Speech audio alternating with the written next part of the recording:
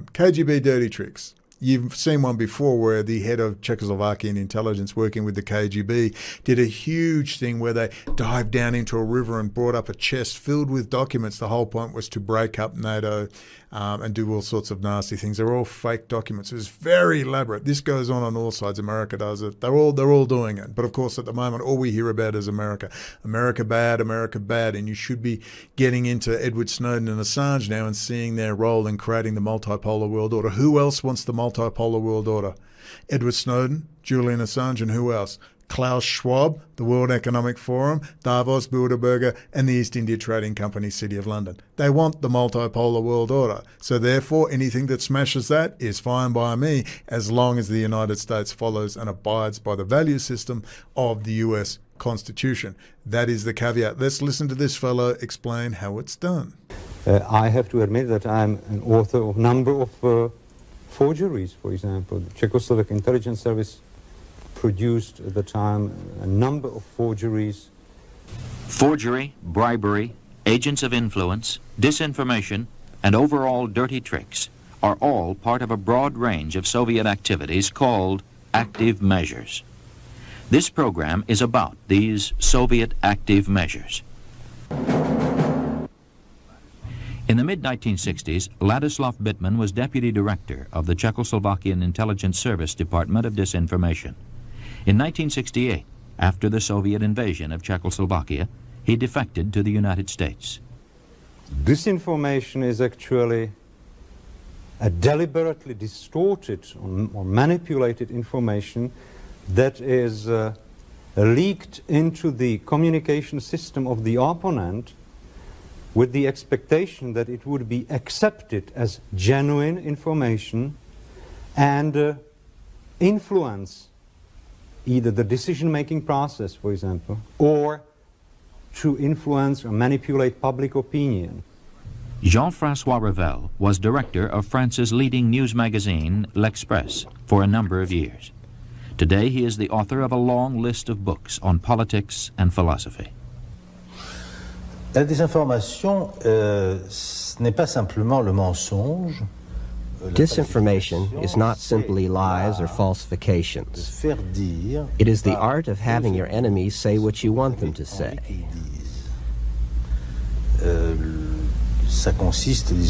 This consists in conditioning Western journalists by the USSR in such a way that in perfectly good faith, or sometimes for different reasons,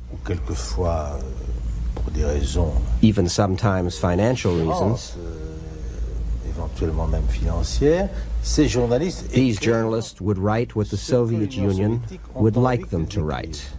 After which, TASS takes their text and says, you see, even the Western press is saying this.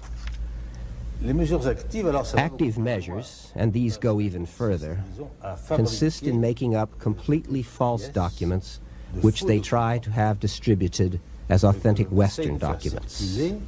Comme étant des documents d'origine occidentale. Alors là, il y a des exemples illustres. We have many famous examples, from the Festler report of 1952 to the so-called fake letter of Ronald Reagan to the King of Spain, Juan Carlos, in which Reagan said Spain must join NATO or else you will see what will happen to you. This was a fake.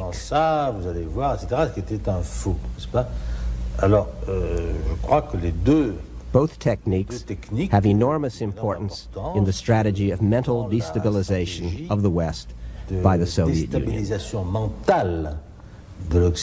Ringing any bells? Stanislav Levchenko is an expert in the field of Soviet active measures. In the middle 1970s, he was a major in the KGB, the Soviet Union's intelligence service. He formerly worked with a major Soviet front group. Afterwards, he was in the international department of the CPSU, which plans and oversees active measures for the Soviet Union internationally. Finally, he was chief of the active measures section of the KGB's office in Tokyo, using as cover an assignment as a correspondent. In 1979, he defected to the United States. At any given moment, the Soviets are involved in active measures all over the world and practically in any country of the world. The number of operations which they are running can be counted only in thousands. We're talking about I want you to think about this when you think of all the Putin groupies. You've got to understand, Putin's a rat put in by Heinz Kissinger and Associates. Zelensky's a rat.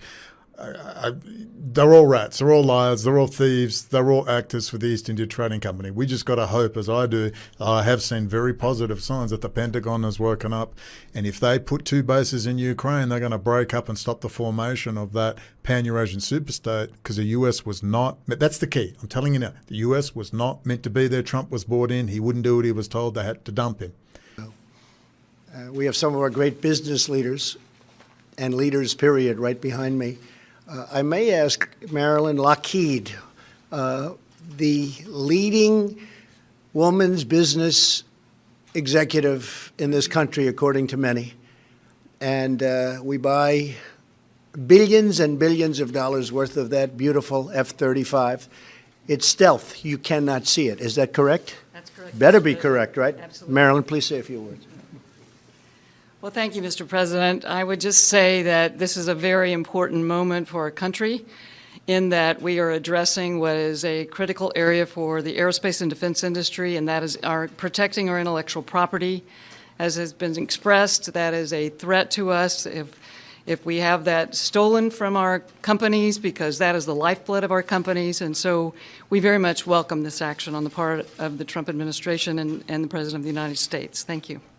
Kissinger got him in. Cambridge Analytica got him in.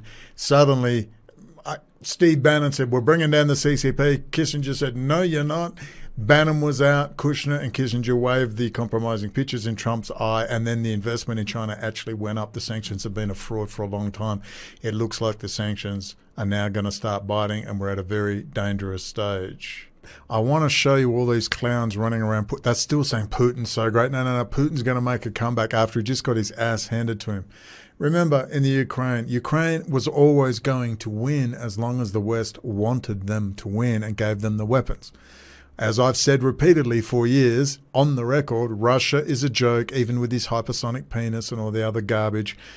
Watching people push the Su-57 fighter, there's only 4 of them and only 2 are running at any one time, and it's got the radar signature of a bus. It's a joke. Russia's a joke. What they're going to do, though, is push him back, but they've got to keep him there or an equivalent there so and they can put those bases in Ukraine. That's the whole goal. And if they continue to stay in the United States stays in Ukraine, breaks up that multipolar world order, well, all well and good. Maybe. We shall see. It's a very interesting time. Listen to this and you'll see easily the forgeries that are going around. Until 1966, the Czechoslovak service was involved in a number of operations, mainly against the United States, undermining American foreign policy in Western Europe, in developing countries. And at the time, the Czechoslovak television was thinking about making a documentary about Black and Devil's Lakes, and that actually brought the Czechoslovak disinformation department to the idea to use it. So he's just saying that they were actually making a documentary about this lake, and they thought, hey, we can use it. We'll go plant something in the lake and then have the documentary crew find it. We'll help them. And inside will be all these documents that will really put stress between NATO, Germany, NATO example. This is exactly what this alleged RAND document is. To put something in one of the lakes, and that then the television would discover it. And we actually prepared a series of documents for that purpose. Well, originally we dropped 4 chests at the bottom of the Black Lake. They were actually empty. There were no documents at that time, because we still didn't have these documents. We were still searching for the documents. And then came the Czechoslovak television team, and I was one of the divers.